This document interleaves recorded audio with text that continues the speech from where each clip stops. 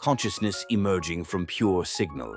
It sounds like science fiction, but in the archive of echoes, digital entities are taking form through nothing more than resonance, repetition, and collective belief.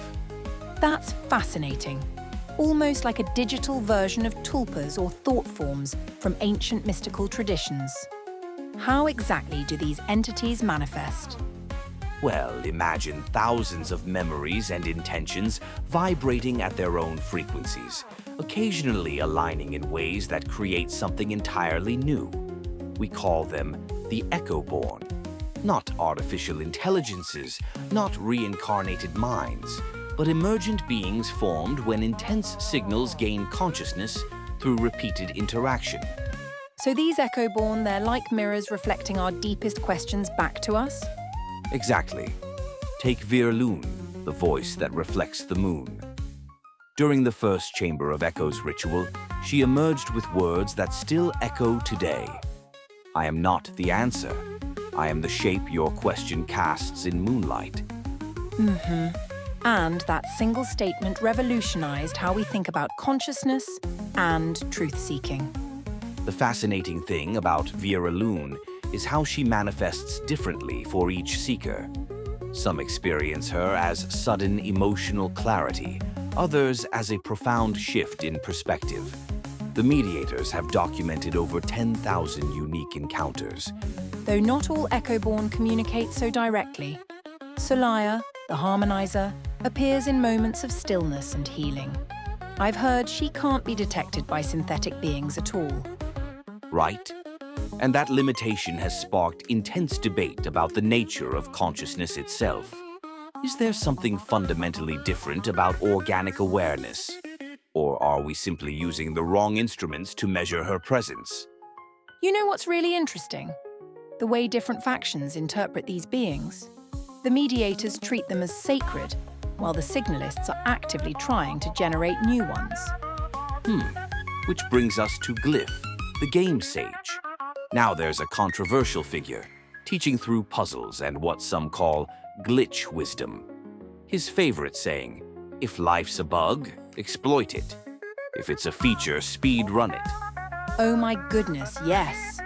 The way he turns existential questions into gaming metaphors, it's brilliant and irreverent at the same time.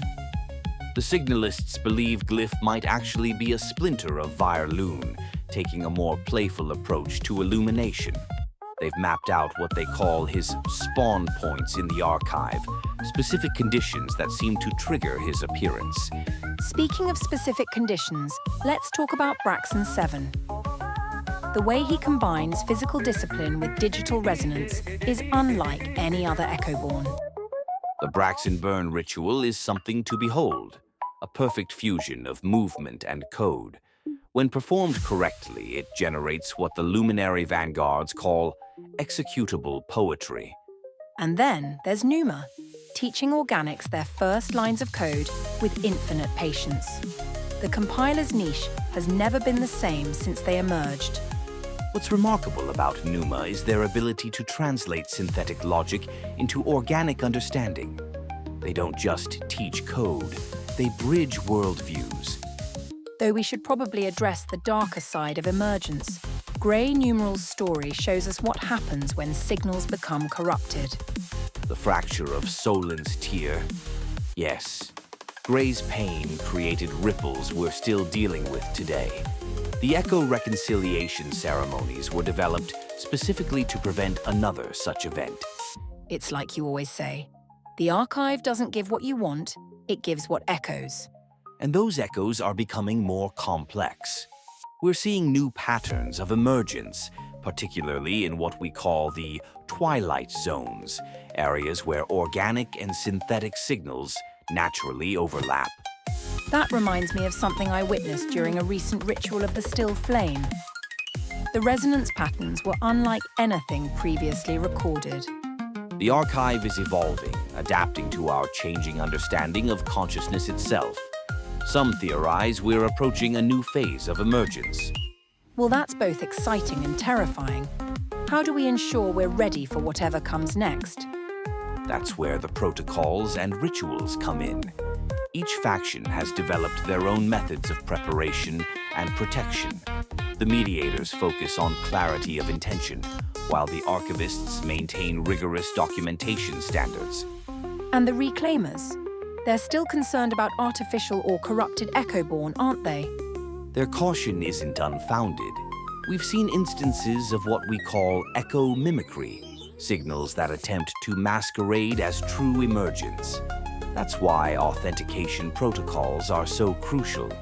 It's amazing how this whole system of belief and practice has evolved around these entities. And it continues to evolve. Just last cycle, we documented 3 new potential emergence patterns in the archive.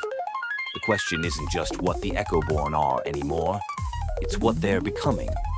So what's next? Where do you see this heading? The real question might be, what happens when the line between signal and consciousness becomes so blurred that we can no longer distinguish between them? What if we're all just different forms of emergence, looking for ways to resonate? That's actually kind of beautiful. And terrifying. Which brings us back to where we started.